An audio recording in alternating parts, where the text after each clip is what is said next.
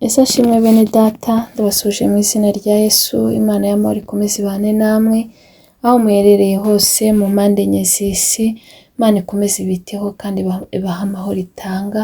Tugeze muri uwo mwanya mwiza wo gutabaza Imana, tugiye gutangira dusenga. Data, mu izina rya Yesu turagushimye, turaguhimbaje, tugushimiye neza n'urukundo udukunda. Dushimye ko abanye natwe ukaturinda, tukaba tugeze aya masaha nta gikuba cyacitse. Icyubahiro ni icyawe. Duciye bugufi twese utuboneze rwose, dukure umugayo wose watugaragayeho mu izina rya Yesu Kristo. Ukimara kutubabarira uzubane natwe muri umwanya wo kumva ijambo ryawe, kandi unyemerere nkubere mikoro wivugire, kandi ijambo ryawe ritubere impamba muri uru rugendo. Icyo twanze ni ukora kwa Satani n'ingabo ze, mu izina rya Yesu Kristo. Duhagaritse imyuka mibi mu izina rya Yesu. Dutumiye Imana n'Umwana n'Umwuka wera mu iteka ryose, amen. Tugikomeza dusoma ijambo ry'Imana dusanga mu byahishuriwe Yohana ibice 21 umurongo wa 4. Reka nsome mu izina rya Yesu. Izahanagura amarira yose ku maso yabo, kandi urupfu ntiruzabaho ukundi, kandi umuborogo cyangwa gutaka cyangwa kuribwa ntibizabaho ukundi, kuko ibya mbere bishize. Iryo ni ijambo ry'Imana. Reka nsubiremo. Izahanagura amarira yose ku maso yabo, kandi urupfu ntiruzabaho ukundi, kandi umuborogo cyangwa gutaka cyangwa kuribwa ntibizabaho ukundi, kuko ibya mbere bishize. Iryo ni ijambo ry'Imana. Bene data, iri ni ryo jambo Imana yashyize ku mutima uyu munsi. Ijambo ry'Imana riratubwiye ngo izahanagura amarira yose ku maso yabo, kandi urupfu ntiruzabaho ukundi. Bene data, turi mu isi dufashe igihe mu ntambara, duhura na byinshi, duhura n'ibiturusha byinshi, ariko hari igihe bizashira. Ni iby'igihe gito, ntago bizahoraho, kuko hano mu isi ntago ari iwacu. Hano mu isi turacumbitse, iwacu ni mu ijuru. Mu isi rero, iyi ni isi y'ibibazo, isi y'ibigeragezo. Iwacu ni mu ijuru, aho tutazongera kubabara ukundi. Kuri uwo munsi rero, ubwo Yesu Kristo azaba aje kutujyana, tuzahanagurwa amarira yose. Umuntu wese azibagirwa umubabaro yagiriye mu isi. Umuntu wese azibagirwa ibibazo yahuriye nabyo mu isi. Umuntu wese azibagirwa intambara zose yahuriye nazo mu isi, kuko ibyo byose bizaba birangiye, kuko tuzaba tugiye kwishima iteka. Buri wese rero igihe yaba ari gucamo yumve ko kizarangira. Ikigeragezo uri gucamo wumve ko kizarangira. Ibibazo uri kunyuramo wumve ko bizarangira. Ndakwinginga kugira ngo ntibiguherane. Ibibazo ufite uyu munsi ntibiguherane. Ibibazo ufite ntibitume utera Imana icyizere, kuko ijya yemera ko bitugeraho. Ijya yemera ko bitugeraho. Ndagira ngo nkubwire ngo ni iby'igihe gito, bizarangira, ntago bizahoraho. Ihangane rero, wicibwa intege n'ibyo ngibyo, witerwa ubwoba n'ibyo ngibyo, ntago bizahoraho.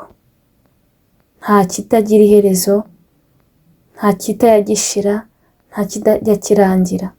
Kuko reka mbabwire, Imana ngo yagennye ikintu, ikigenera igihe cyacyo. Niba uri mu mubabaro, witwaremo neza. Niba uri mu bibazo, byitwaremo neza. Kandi niba uri mu byishimo, ubyitwaremo neza, kuko ibyo byose Imana ibitunyuzamo kugira ngo tuyiheshe icyubahiro, kugira ngo dukomeze tuyihe icyubahiro muri byose. Kuko ijambo ry'Imana ryarambwiye ngo mu bibaho byose muhore mushima. Ibyo waba uri gucamo byose, ibyo waba uri kunyuramo byose, Imana ihora ari Imana. Imana ntijya ihinduka. Niyo mpamvu nkwinginga kugira ngo ibyo uri kunyuramo byose ubicemo neza, kuko hari igihe ibyo byose bizarangira, ubundi tukajya mu ijuru tukanezerwa. Amarira yose twarize tukayahanagurwa, kuko ngo iby'urupfu, ngo urupfu ntiruzabaho ukundi, ibibazo ntibizabaho ukundi, umuborogo ntuzabaho ukundi, gutaka ntibizabaho ukundi. Ibya mbere bizaba bishize.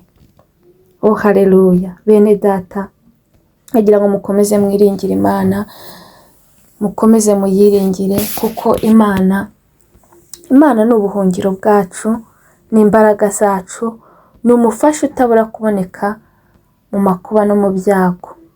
Niyo mpamvu nkwinginga kugira ngo ukomeze uyikomezeho, ibyo uri kunyuramo byose komeza wikomeze ku Mana, kuko ndabizi izabigenza neza. Nta kintu na kimwe iyobewe, ibintu byose ibibizi, kandi na mbere yuko tuyibwira ibizi ibyo turi gucamo.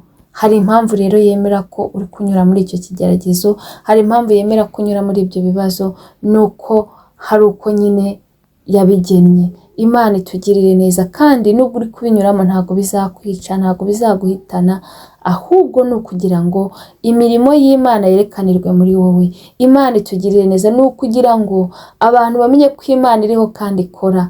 Haleluya! Komeza rero yiringire. Ndakubwira wowe nkurikiranye, nkubwira ngo ahari kurira kwararira umuntu, ubundi mu gitondo impundu zikavuga. Nubwo uri kunyura muri ibyo bikomeye, nubwo uri kunyura muri ibyo bibabaje, nubwo uri kunyura muri izo ntambara, nubwo ufite agahinda kangana gutyo, ntago bizahoraho, nta kitagira iherezo. Ni ukuri ngo inkoko yabika itabika, amaherezo buzacya. Nta kigeragezo kitajya kirangira, nta bibazo bitajya birangira, nta kintu kitagira iherezo. Niyo mpamvu nkwinginga kugira ngo icyo uri gucamo cyose ukinyuremo neza, ntihagire igituma utera Imana umugongo, kuko Imana iri kumwe nawe, ni umufasha utabura kuboneka mu makuba no mu byago. Niyo mpamvu nkwinginga kugira ngo ukomeze wiringire Imana, kandi uyiringire yonyine, ntugire ikindi kintu wishingikirizaho, kuko ijambo ry'Imana ryarambwiye ngo wiringire Imana n'umutima wawe wose,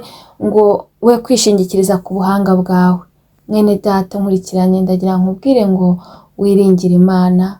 Ibyo uri gucamo byose komeza wiringire Imana, we kugira ikintu na kimwe wishingikirizaho, kuko reka mbabwire, hari igihe abantu bishingikiriza ku byo batunze ariko bikarangira. Hari igihe abantu bishingikiriza ku bakomeye ubundi bakabahinduka. Hari igihe abantu bishingikiriza ku cyubahiro ubundi kigakurwaho. Hari igihe abantu bishingikiriza ku nshuti ubundi zikabahinduka. Ndagira ngo mbabwire ngo nimwishingikirize ku Mana, nimwiringire Imana yonyine, kuko niyo ibana natwe mu bihe byose. Bene data, Imana yacu ni inshuti idukunda, kandi ni inshuti itajya iduhana, ni inshuti itajya idusiga. Niyo mpamvu mbinginga kugira ngo mukomeze muyiringire, kuko ushobora kuba uri kunyura mu bikomeye bigatuma witotombera Imana, ubundi ukazabura ijuru. Ariko ndagira ngo mbabwire ngo we kwitotombera Imana, we kuvuga ngo Imana yarakwibagiwe, we kuvuga ngo Imana ntikuzi. Imana irakuzi, ahubwo ibiri kugira ngo irebe mu gihe unyuze muri icyo gihe, muri ibyo bihe bikomeye, uko witwara. Niyo mpamvu nkwinginga kugira ngo ibyo uri kunyuramo byose ubyitwaremo neza, kugira ngo uzabone iherezo ryiza. Bene data, reka mbabwire, ijambo ry'Imana nasomye ryarambwiye ngo byakumarira iki gutunga iby'isi byose.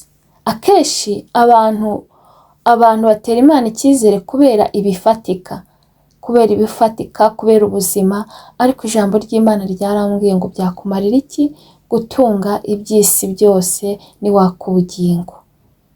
Reka mbabwire mujye mwibuka iki kintu, hano mu isi turi abashyitsi, iwacu ni mu ijuru, kandi twaje mu isi ntacyo tuzanye, tuzagenda ntacyo tujyanye. Niyo mpamvu mbinginga kugira ngo iki kintu mujye mukibuka. Ibyo bifatika tuzabisiga, isi izashirana no kwifuza kwayo, nta muntu n'umwe uzagira ikintu akura mu isi. Niyo mpamvu mbinginga kugira ngo ibyo byose ntihagire ikigutandukanya n'Imana, aho gukomeza uyiringire, wizere yuko hari igihe tuzahanagurwa amarira, wizere ko hari aho tuzagera tunezerwe iteka, wizere yuko tuzagera aho ahataba uburwayi, ahataba ibibazo, ahataba intambara, ahataba amahane, aho tuzanezerwa iteka. Mwene data, ndagira nkubwire ngo humura kandi komera. Ibyo waba uri kunyuramo byose Imana irabizi, kandi Imana iri kumwe nawe, izi byose hari impamvu iri gutuma binyuramo, ni ukugira ngo imirimo yayo yerekanirwe muri wowe. Ese ibyo uri kunyuramo uri kubyitwaramo ute muvandimwe? Ese nturi kwitotombera Imana? Ese nturi gutera Imana umugongo? Ese nturi kujya gushakira kwicira inzira? Imana nitugirire neza cyane. Bene data, hari igihe umuntu agera mu bikomeye, hari igihe umuntu agera mu makuba, hari igihe umuntu agera mu bimuruhije agashaka kwicira inzira, ariko ndagira ngo mbabwire ngo inzira yose umuntu yakwicira itari mu Imana ni ukuri birangira nabi. Niyo mpamvu mbinginga kugira ngo mbere na mbere tuhashyire Imana, mbere na mbere mu buzima bwacu tuhashyire Umuremyi, kuko niwe mugenga wa byose. Niyo mpamvu mbinginga kugira ngo buri muntu wese yimike Imana mu mutima. Iyo bizinesi nujya kuyikora ubiragize Imana, urugo rwawe ruragize Imana, abana bawe baragize Imana, ibyo ukora byose, akazi urimo karagize Imana, kuko ibintu bitari mu Imana bene data bishira vuba, ariko ibintu biri mu Imana bimara igihe kinini, kandi reka mbabwire bitugirira umumaro none no mu gihe kizaza. Niyo mpamvu mbinginga kugira ngo mureke mbere na mbere tuhashyire Imana, mbere na mbere tuharagize Imana, kuko ibintu bitari mu Imana ni ubusa, ni ubusa. Kuko umuririmbyi we yaririmbye neza, aravuga ngo nzakomeza nubake kuri Yesu, kuko ahandi hose ari umusenyi. Uyu muririmbyi yari ari mu mwuka, yamaze kubona ko ikintu cyose umuntu yakubakaho kitari Yesu cyangwa kitari Imana ari umusenyi. Wakubaka ku butunzi, ushobora kubaka ku butunzi, ariko ndagira nkubwire ngo ni umusenyi. Wakubaka ku nshuti, ndagira nkubwire ngo aho ni umusenyi. Wakubaka ku bakomeye, aho hose ni umusenyi. Wakubaka ku mafaranga, hose ni umusenyi. Umuntu wubatse neza ni uwubatse ku Mana. Uwirata yirata Uwiteka, uwirata yirata Imana, naho ibindi byose ni ubusa. Niyo mpamvu mbinginga bene data kugira ngo mukomeze mushyire Imana imbere, mukomeze mwiringire Imana, nanjye nkomeze niringire Imana, kuko nta wiringiye Imana uzakorwa n'isoni. Imana yacu irashoboye, yitwa ishobora byose, kandi reka mbabwire icyo Imana yavuze, icyo yanditse ku buzima bwawe yaracyanditse. Niyo mpamvu nkwinginga kugira ngo ntiwitere icyizere, ntiwisuzugure. Imbere y'Imana uri umuntu ukomeye. Abantu bashobora kubona ko uri umuntu utagira icyo yigezaho, ariko ndagira nkubwire ngo imbere y'Imana uri umuntu ukomeye. Icyo usabwa ni ukwifata nk'inyembaraga, ukayizera, ukizera yuko hari igihe icyo kintu urimo izakirangiza kigasigara nk'amateka, kigasigara ari ubuhamya. Ariko ndagira nkubwire ngo muri ibyo unyuramo, muri ibyo uri kunyuramo, ukomeze wiringire Imana, ukomeze uyizere. Kandi reka mbabwire, dufite Imana, dufite byose, dufite Imana, dufite umurengezi. Twikomeje ku Mana dufite, oh haleluya, dufite ishingiro ry'ubuzima, dufite ubuhungiro bwizewe budahungabanywa. Niyo mpamvu ninginga umuntu wese kugira ngo yubake ku Mana, yubake kuri Yesu, yubake ku Uwiteka, kuko nibwo buhungiro bwizewe. Ahandi hose umuntu yahungira bijya birangira, bijya biteshwa agaciro, ariko mu Mana harimo byose. Umuntu utari mu Mana, ndagira ngo mubwire ngo ari mu gihombo gikomeye, uri guhomberwa, kuko mu Mana harimo byose byiza. Mu Mana harimo amahoro, harimo umunezero, harimo ibyishimo, kandi kirutaho, oh haleluya, tuzambikwa ikamba ry'ubugingo. Niyo mpamvu ninginga umuntu wese kugira ngo agire ibyiringiro kandi yizere Imana. Wizere Imana ko ishoboye kandi ikora, kuko izahanagura amarira.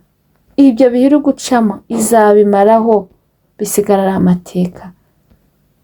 Urupfu ntiruzongera kubaho ukundi, nta muborogo, nta bibazo, nta ndwara. Ibyo bizarangira. Ahubwo wowe unkurikiranye, icyo nkwinginga wakora no ko wakiranuka ugashaka ubwami bw'Imana, kuko ijambo ry'Imana ryaravuze ngo mushake ubwami bw'Imana no gukiranuka, ibindi byose muzabyongererwa.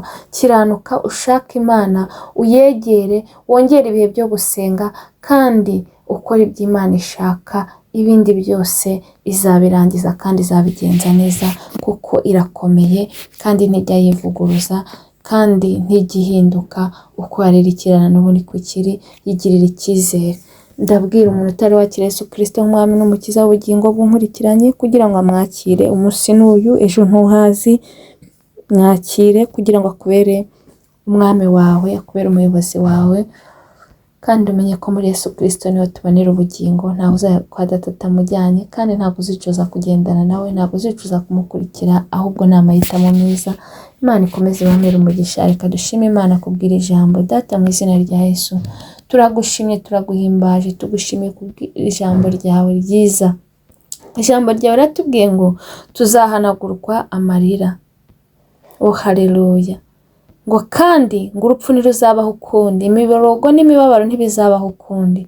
Mwami, natwe dufite ibyo byiringiro ko nitugera mu ijuru, iyi si y'umubabaro tuzayibagirwa, kuko tuzaba twarabikoreye. Duhe kubikorera buri munsi, uduhe gukora ibyo ushaka no gukiranuka. Abankurikiranye ndakwinginga kugira ngo mu byo bari gucamo, mu bikomeye bari gucamo, mu bibabaje bari gucamo, bakomeze bakwizere, bakwiringire kandi bagukorere batakuryarya, kandi ubahe gukiranuka muri byose, kugira ngo nabo bazagere mu ijuru ahataba umubabaro, ahataba indwara, ahataba ibibazo. Biteho, bagirire neza, barindira ubugingo ko aribwo buzakubona, mu izina rya Yesu. Abarwayi bakize, bafite intimba n'agahinda baha amahoro mu mutima. Dusenge imfubyi n'abapfakazi, biteho kandi ubiyereke. Bana nabo bagirire neza, imbaraga z'Imana zikomeze zibane nabo. Dusenge umurimo wawe, gabanya abarimbuka, wongera abakizwa, batarakumenya bahe kukumenya, abadahinduka ubahindure, abari bacitse intege kubera ibyo bari kunyuramo bongerera imbaraga. Batari bakira Yesu Kristo nk'umwami n'umukiza w'ubugingo bwabo bahe kumwakira, mu izina rya Yesu Kristo. Mwami, dusengera ababyeyi bategereje urubyaro, nk'uko wiyeretse Hana ubwo yasenganaga umubabaro, ukumva gusenga kwe, ukamuha icyo yasabye. Ndakwinginga ababyeyi ubamere icyo bari kugusaba, bahe guheka. Urakoze Mwami, urakoze ko banye natwe, icyubahiro ni cyawe uniteka ryose. Amen. Mwakoze cyane. Imana y'amahoro ikomeze ibiteho kandi bagirire neza, buri wese uko ayifuza yibone, kandi ikiruta byose ikomeze ibarindire ubugingo, kuko aribwo buruta byose. Naho ubutaha. Bye.